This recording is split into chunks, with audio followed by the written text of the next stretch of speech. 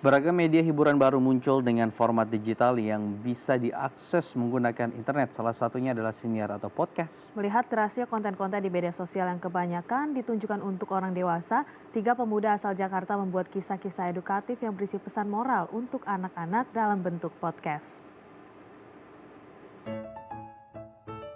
Internet menjadi teknologi yang dibutuhkan masyarakat dalam kehidupan sehari-hari. Menurut studi yang dilakukan Kementerian Kominfo dan UNICEF pada tahun 2014, persentase pengguna gawai dan internet yang termasuk dalam kategori usia anak-anak dan remaja di Indonesia cukup tinggi, yaitu mencapai 79%. Sebagian besar anak-anak dan remaja menggunakan internet untuk mencari informasi, hiburan, dan mengakses media sosial. Untuk mencegah anak-anak terjerumus dalam konten-konten negatif di internet, 3 pemuda asal Jakarta berkreasi membuat platform hiburan edukatif untuk anak-anak dalam bentuk siniar siaran web tanalir di media sosial atau yang biasa dikenal sebagai podcast. Bernama Happy Kids Project, podcast ini menyuguhkan dongeng-dongeng edukatif dan cerita rakyat dalam bentuk narasi. Pada cerita yang dibuat, mereka juga menciptakan karakter-karakter edukatif dan musik yang menyampaikan pesan moral untuk anak-anak. Sejak dibentuk pada tahun 2019, Happy Kids Project telah membuat 40 episode podcast dan musik yang edukatif. Ya, untuk mengetahui seperti apa podcast edukatif yang didesain untuk anak-anak, saat ini kita telah terhubung dengan podcaster Budi Kristanda dan Mendy Nugroho. Selamat pagi Mas Budi dan Mbak Mendy. Selamat pagi. Selamat pagi. Nah, ini menarik sekali, podcast untuk anak-anak. Nah, seperti apa akhirnya podcast ini terbangun dan konten apa aja sih yang ada di podcast ini? Mungkin ke Mbak Mendy terlebih dahulu. Oke, jadi kita dalam podcast ini kita ada membuat beberapa episode ya, seperti tadi sudah disebutkan, ada 40 episode yang bermacam-macam variasinya, ada cerita rakyat, ada cerita fabel, dan untuk yang season terakhir mini seri kita buat ada kerjasama dengan Kemendikbud dengan tema anti perundungan. Oke, jadi beragam sekali kontennya, bahkan Betul. ini juga edukasi ya fokusnya ya. Kalau Mas Iya, Budi betul. sendiri, kalau Mas Budi sendiri melihatnya kenapa akhirnya menyasar kepada anak-anak? Karena kita tahu sebetulnya secara market kan pendengar podcast ini kebanyakan mayoritas dewasa dan temanya finance, keluarga, Percintaan, psikologi, nah ya. termasuk romance gitu ya.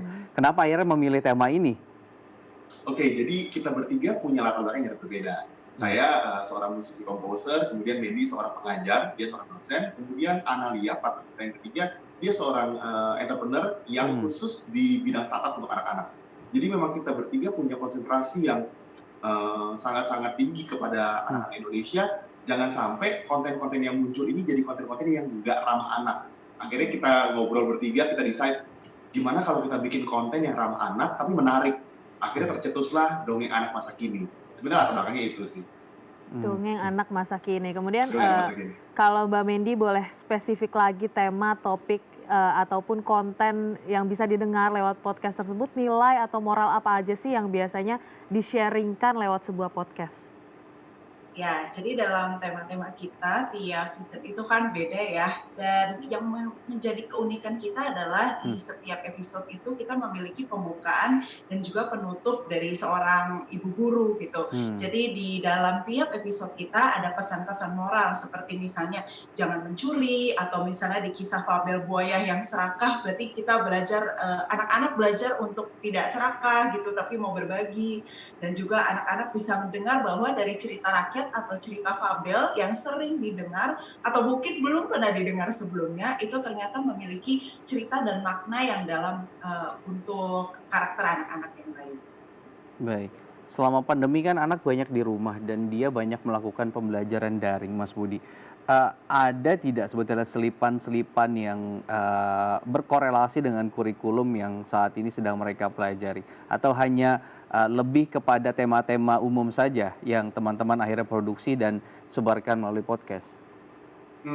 Sebetulnya di setiap podcast kita pasti menerapkan nilai-nilai edukatif gitu. Cuman mungkin untuk berhubungan langsung dengan kurikulum, mungkin nggak langsung sesuai dengan materi pendidikannya. Tapi kita setiap bikin podcast selalu ada temanya, misalnya yang terakhir anti bullying. Jadi kita bekerja sama dengan Kemendikbud, bikin benar-benar 3 cerita original dari kita bertiga untuk mengajarkan bahwa kita nggak boleh membuli. Atau kalau kita dibully, kita berani kita harus berani untuk bilang ke orang tua kita, guru-guru kita, atau teman terdekat kita. Atau yang terakhir, sebagai teman, kita masih membela teman kita yang dibully.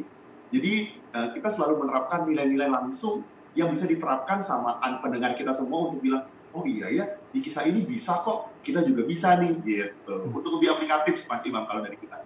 Oke, jadi memang kreatif dari Mas Budi dan Mbak Mendy dan teman-teman mungkin di belakang layar ini bagaimana akhirnya membuat tema-tema tadi yang menarik dan benar-benar memiliki pesan moral untuk anak-anak. Nah, sebagai podcaster nih, apa sih respon mungkin yang diterima nih dari para pendengar atau Mbak Mendy sendiri mungkin punya ponakan atau apa mendengarkan podcast dari kalian. Nah, itu seperti apa sih?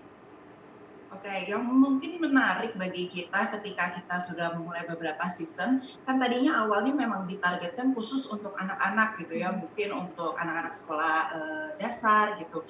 Tapi yang merupakan suatu kekagetan bagi kita karena kita mendapat banyak respon juga dari anak-anak milenial gitu, atau bahkan bagi orang tua muda yang mungkin baru punya bayi, tetapi mereka sendiri senang mendengarkannya untuk diri mereka sendiri.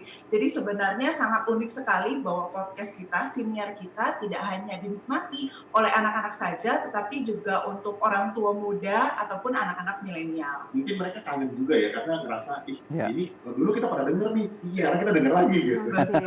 Atau tadi ada konten-konten baru atau bahan baru yang tadi juga diceritakan oleh Mas Budi, yang akhirnya bisa menjadi bahan juga untuk para teman-teman milenial atau orang tua baru ini, kemudian mereka ceritakan gitu ya kepada anak-anak. Nah, menariknya adalah ini dikemas menggunakan audio kan, karena kalau kita tahu juga dongeng dan lain sebagainya itu audio visual gitu. Nah, tantangannya seperti apa sih supaya imajinasinya tuh akhirnya terbangun gitu? Apa saja yang ditambahkan oleh teman-teman, instrumen apa aja yang dimasukkan ke dalam podcast sehingga akhirnya theater of mind-nya anak-anak dan juga pendengarnya itu terbangun secara sempurna begitu? Oke, jadi memang ini mungkin yang berbeda dari podcast kita karena kita mengerjakannya semua secara independen di studio rekaman. Jadi semua musik dan semua suara efek kita masukin. Misalnya kita di hutan, kita akan cari suara hutan yang mirip banget. Atau ketika mereka jalan dekat sungai, kita bikin langkah kakinya, kita bikin suara sungainya. Kalau ada suara monsternya, kita bikin suara monsternya. Jadi kita membuat supaya anak-anak bisa berimajinasi. Karena kita tahu kan, kalau anak-anak itu ketika mereka dengar, mereka jadi wah, seperti apa ya kejadiannya gitu. Itu juga salah satu alasan kita sebenarnya kenapa kita concern banget di audio, supaya imajinasi anak-anak lebih terbuka, lebih luas, sehingga mereka bisa membayangin, ternyata menarik banget ya dari suara-suara detail yang kita kerjakan bertiga ya. Baik, jadi memang sebegitu menariknya proses produksinya hingga kemudian menjadi podcast yang menarik juga. Dan memang terima kasih juga untuk para podcaster, konten kreator yang sekarang masih banyak peduli dengan anak ya. Aku pengen tahu sebetulnya nama podcastnya apa dan bisa diakses di mana saja Mas Budi dan Mbak Mendy. Nama podcast kita Dongeng Anak Masa Kini, dan itu bisa diakses di semua platform, baik di Spotify, Apple Podcast, Google Podcast, bahkan platform lain yang mungkin kalian lebih familiar gitu. Ya, dimulai season ini kita juga sudah mengupload semua konten kita di YouTube. Jadi bisa didengarkan secara langsung audio kita di setiap season di YouTube. Oh iya, ada satu lagi. Kita juga berkarya lewat jingle. Jadi kita udah punya 2 jingle. Yang pertama, What Makes You Happy Today. Jingle itu mengajak kita semua untuk bisa nyanyi bareng karena ada gayanya, gerakannya. Yang kedua, kita membuat jingle untuk Kemendikbud berjudul Cerdas Berkarakter. Di dalam jingle itu terdapat 6 nilai-nilai pelajaran Pancasila yang memang digaungkan oleh Kemendikbud. Jadi bisa dilihat jingle-nya Cerdas Berkarakter. Baik, nggak sabar pengen buka podcastnya dan dengerin konten apa aja sebagai bahan nanti ya ketemu anak-anak di rumah. Terima kasih Mas Budi, Mbak Mendy sudah berbagi inspirasi di Halo Indonesia. Ya, terima kasih. Ya pemirsa, usai jeda kita akan menghadirkan informasi menarik dan inspiratif lainnya. Tetap bersama kami di Halo Indonesia.